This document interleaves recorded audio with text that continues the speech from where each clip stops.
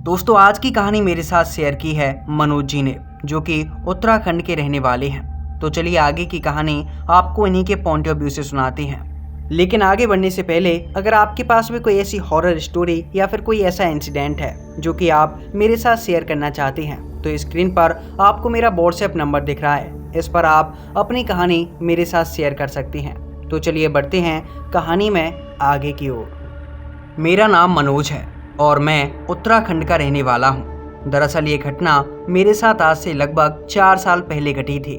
दरअसल उस रात मुझे 25 किलोमीटर दूर ही एक माल की डिलीवरी करनी थी और मैं उस रात अकेला ही निकल पड़ा। वैसे हम ड्राइवर अकेले कहीं सफ़र पर नहीं जाते, लेकिन उस दिन मेरा जो दूसरा साथी था वो थोड़ा सा बीमार था, इसलिए मैंने उसे ढाबे पर छोड़ दिया और मैं माल की डिलीवरी करने के लिए अकेला ही निकल पड़ा था। रास्ते का सफ़र बहुत छोटा था, इसलिए मैं गाने गुनगुनाते हुए मज़े से जा रहा था। वैसे वो रास्ता पूरी तरह से सुनसान तो नहीं था। उस रास्ते पर इक्का दुक्का गाड़ियां दौड़ रही थीं और मैं भी अपने ट्रक को काफ़ी स्लो स्पीड में चला रहा था, क्योंकि मुझे माल की डिलीवरी करने की कोई ज़्यादा जल्दी नहीं थी। अभी मैं थोड़ा आगे ही गया था। लगभग 10 से 12 किलोमीटर का सफ़र करने के बाद ही मुझे सड़क के किनारे पर एक औरत खड़ी दिखाई दी। उस औरत के हाथ में एक छोटा सा बच्चा था और उस औरत ने लाल रंग की साड़ी पहन रखी थी। उसका चेहरा मुझे साफ साफ दिखाई नहीं दे रहा था, लेकिन फिर भी उसके कपड़ों को देखकर मैं ये समझ पा रहा था कि ये कोई गरीब औरत है और उसने मेरी तरफ हाथ किया। दरअसल वो ट्रक को रोकने के लिए हाथ कर रही थी और मैंने उसका इशारा देखते ही अपने ट्रक को रोक लिया, क्योंकि मैं ऐसे गरीब लोगों की मदद अक्सर कर दिया करता हूँ। और जब मैंने अपना ट्रक रोका था तो वो औरत आसानी से चढ़कर मेरे ट्रक में बैठ गई। लेकिन ये देखकर मैं काफ़ी हैरान था, क्योंकि ट्रक में चढ़ने के लिए एक आदमी को भी काफ़ी मेहनत करनी पड़ती है, क्योंकि ट्रक की सीट काफ़ी ऊपर होती है। ट्रक में चढ़ना इतना भी आसान नहीं होता। लेकिन वो औरत झट से चढ़कर मेरे ट्रक में आ बैठी थी और उसके हाथ में एक छोटा सा बच्चा भी था। मैं उस बच्चे की तरफ देखकर ट्रक चला रहा था। वो बच्चा मुझे काफ़ी अच्छा लग रहा था। दरअसल वो एक सांवले रंग का प्यारा सा बच्चा था जो कि मेरी तरफ ही देखे जा रहा था। इसके बाद मैं ट्रक चलाता गया और थोड़ी देर तक ट्रक चलाने के बाद मुझे एक जोर की आवाज़ सुनाई दी। उस आवाज़ को सुनकर मुझे ऐसा लगा कि जैसे मेरे ट्रक का कोई पहिया फट गया है और मैं अपने ट्रक को बंद करके उससे नीचे उतरा। इसके बाद जब मैं अपने ट्रक से नीचे उतरा और मैंने ट्रक के चारों तरफ घूमकर देखा कि कहीं ट्रक का कोई पहिया तो नहीं फट गया है। इसके बाद मुझे पता लगा कि ट्रक के अंदर कोई खराबी नहीं हुई है, सभी पहिए पूरी तरह से सही सलामत थे। और इसके बाद जब मैं वापस से अपने ट्रक पर चढ़ा तो मैंने देखा कि जो औरत बगल वाली सीट पर बैठी हुई थी वो अब वहाँ पर मौजूद नहीं थी, और ये देखकर मैं काफ़ी हैरान था। फिर मैं ट्रक से नीचे उतरा और मैंने इधर उधर जाकर उस औरत को देखा, लेकिन वो औरत और उसका वो बच्चा कहीं पर भी दिखाई नहीं दिए। लेकिन आखिर ऐसा कैसे हो सकता है कि कोई औरत बस 1 से 2 मिनट के अंदर ही यहाँ से गायब हो जाए। लेकिन फिर मुझे लगा कि शायद हो सकता है कि वो औरत हाईवे से उतरकर झाड़ियों में चली गई हो और फिर वहाँ से कहीं निकल गई हो। मैंने आवाज़ें भी लगाईं, लेकिन किसी का कोई उत्तर नहीं आया। और फिर मैं फिर से अपने ट्रक में बैठा और मैंने अपने ट्रक को स्टार्ट कर दिया।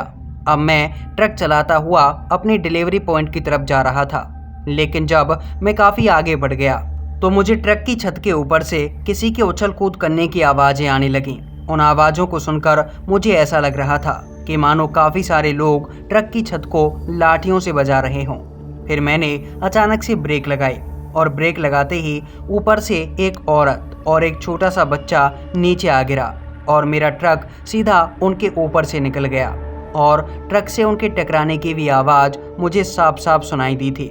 ये सब देखकर मैं काफ़ी ज़्यादा डर गया, क्योंकि मुझे ऐसा लग रहा था कि मेरे हाथों से एक औरत का खून हो गया है। दरअसल वो औरत और वो बच्चा छत के ऊपर जाकर बैठ गए थे।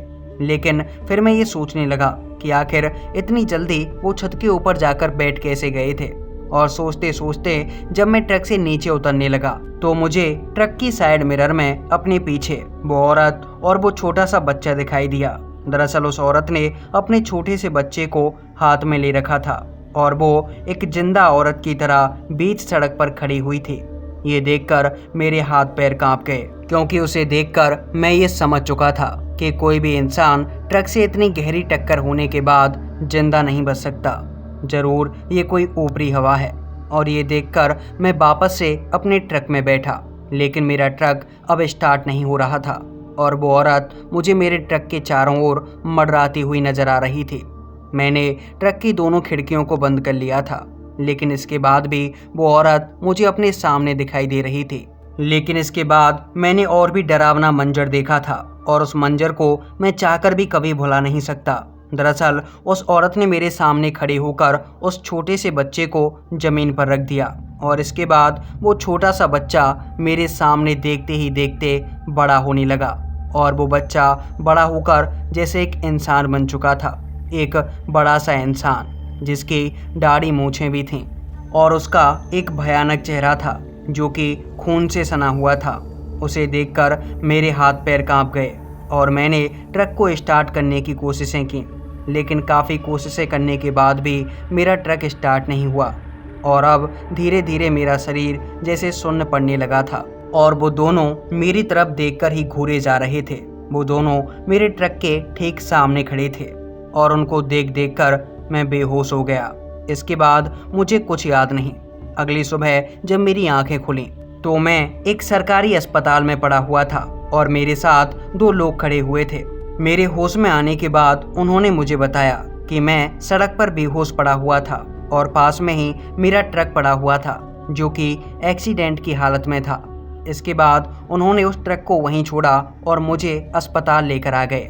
और इसके बाद जब मैंने रात में घटी इस घटना के बारे में उन लोगों को बताया तो उन्होंने मेरी बातों पर यकीन नहीं किया, क्योंकि उनका कहना था कि कल रात तुम्हारा एक्सीडेंट हुआ था जिसमें शायद तुम शराब पीकर ट्रक चला रहे थे। लेकिन उन्हें मैं समझाता भी कैसे कि मैं शराब नहीं पीता। लेकिन भगवान का शुक्र ये था कि उस रात मेरे ट्रक में कुछ ज़्यादा नुकसान नहीं हुआ। तो दोस्तों, ये थी मनोज जी की कहानी। ये कहानी आपको कैसी लगी नीचे कमेंट सेक्शन में कमेंट करके ज़रूर बताइए। और अगर आपके पास भी कोई ऐसी हॉरर स्टोरी या फिर कोई ऐसा इंसिडेंट है जो कि आप मेरे साथ शेयर करना चाहते हैं तो वीडियो के स्क्रीन पर आपको मेरा व्हाट्सएप नंबर दिख रहा है, इस पर आप अपनी कहानी मुझे सेंड कर सकते हैं।